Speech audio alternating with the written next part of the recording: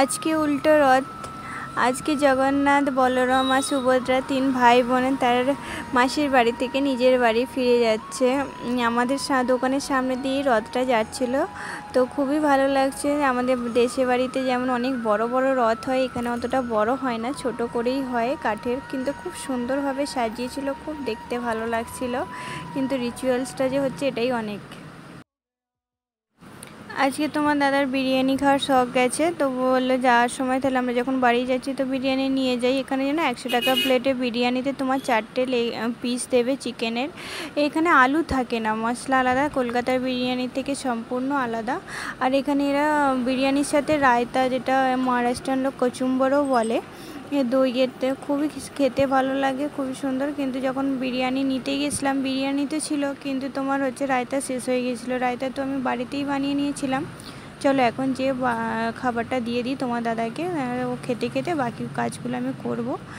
সবজিগুলো যে নিয়ে এসেছিলাম, সবজিগুলো তো গুছিয়ে রাখতে হবে। এইটা দেখো হোঁপাত বা চিচিঙে যাই বলো, ও এটা আজকে নিয়ে এলাম। এখন বর্ষার দিন এটা খুবই ভালো পাওয়া যায়। আপেল নিলাম, আপেলের দাম যা বেড়ে গেছে কি বলবো তোমাদের, 200 টাকা কিলো, কিন্তু দাম দর করে উনি দিল তোমার 160 টাকা করে। আর 1 কিলো শসা নিয়েছি।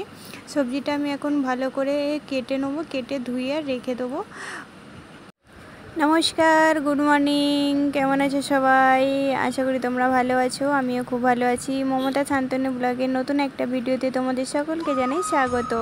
তোমাদেরকে এই ফুল গাছটা দেখানোর একটাই অর্থ যে দেখো কত ফুল হয়েছে, 3টে ফুল ফুটেছে আর তার সাথে সাথে কত কুড়ি হয়েছে, এটাই আমি তোমাদের দেখাতে চেয়েছিলাম।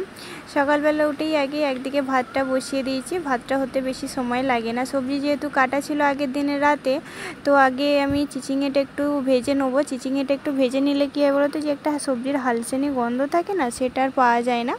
হালকা করে তো আমরা যে বাঙালিরা তো ভেজেই নিই, কিন্তু অবাঙালি লোকেরা ভাজে না, জানো। এখানে মারাঠি লোকেরা কি করে, ডাইরেক্ট সবজিটা তোমার একদম হচ্ছে তরকারির মধ্যে দিয়ে দেয় আর একদম সেদ্ধ করে নেয়।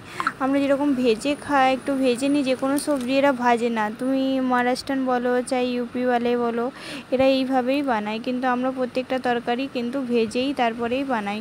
হালকা ভেজে নিলে সবজির মধ্যে যে একটা হালসেনি গন্ধ থাকে না, সেই গন্ধটা আর পাওয়া যায় না। তারপর আজকে আমি যেহেতু এটা চিচিঙেটা তোমার বাদাম আর দিয়ে করবো, তো বাদাম আর কাঁচা লঙ্কার পেস্ট আমি আগেভাগেই করে নিয়েছি। আমি এইভাবেতেই করে নিয়েছি, কেন, যদি লাইট চলে যায় তাহলে আমি তখন বাদামটা বাটবো কী করে। আদা রসুন তো আমি যেমন তেমন করে তোমার আর কুটে নিয়েছিলাম হামাল দিস্তিতে, কিন্তু বাদামটা তো আর পেশা যাবে না। বাদামটা পিষলেও সে একদম দানা দানা হয়ে থাকবে, খেতেও ভালো লাগবে না। হালকা তো একটু মানে পেস্ট হতে চাই, তবে খেতে ভালো লাগবে। তার সঙ্গে পেঁয়াজ বেশি দিইনি, অল্প করেই পেঁয়াজ দিয়েছি, বেশি পেঁয়াজ দিইনি।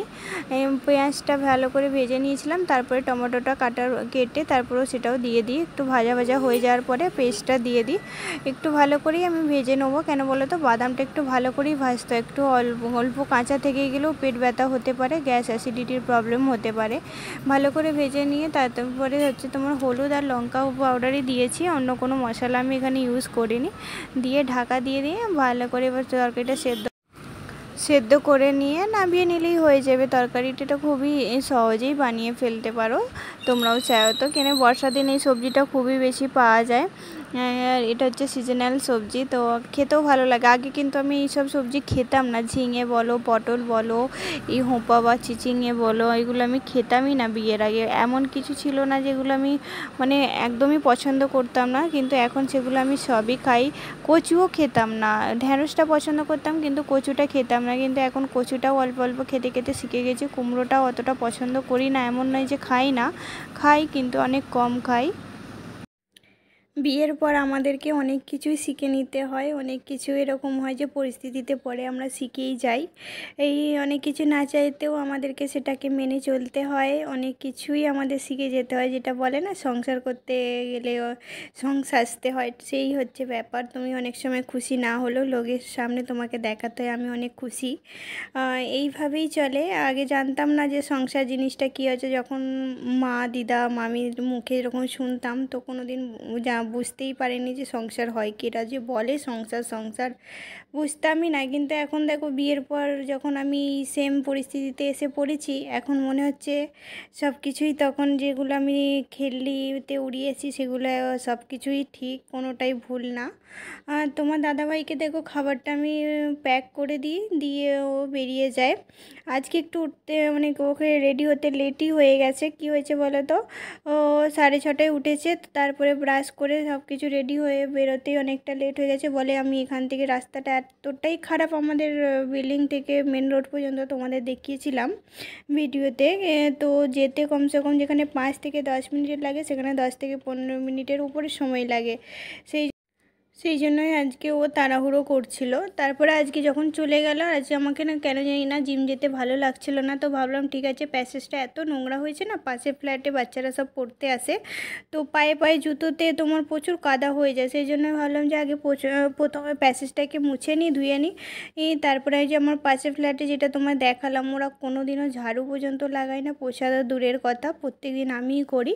তারপরে দেখো বেসিনটাও 2-4 দিন হয়ে গেল ধোয়া হয়নি। তোমার দাদাভাই পরশু দিনেও দাড়ি কেটেছিল, তো আরও নোংরা হয়ে গেছিলো। তো ভাবলাম তাহলে বেসিনটাও আগে ধুয়ে ফেলি, কেন নোংরা থাকলে একদম ভালো লাগে না। তো পরিষ্কার করে নিই বেসিনটা, তারপরে স্নান টান করে বেরিয়ে নাস্তাটা করে নিই। আজকে কি হয়েছে বলো তো, যখন স্নান করে বেরিয়ে দেখি না দরজায় ধাক্কা মারছে। কি হয়েছে না, আজকে বাইরে পেয়ে তোমার বিল্ডিং ধুতে এসেছে। আমি আগে জানলে আমি প্যাচটা মুছতামই না, ওর থেকে ভালো ধোয়া হয়ে যেত, খালি পুকুরটা আমার মেহনত হয়ে গেল।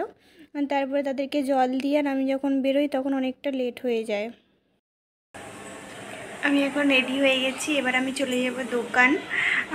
আমার ঝোলাটাও আমি রেডি করে নিয়েছি। আজকে প্রচণ্ড লেট হয়ে গেছে, দেখো তোমরা ঘড়িতে 11টা বাজতে চললো। লেট কেন হয়েছে বলো তো, চান টান করে যখন বেরোই তখন আবার নিজে ধুতে এসেছিলো, সেই জন্য। আজকে ভিডিওটা আমি এখানে শেষ করলাম। তোমরা সবাই ভালো থেকো, সুস্থ থেকো, টেক কেয়ার, বাই বাই।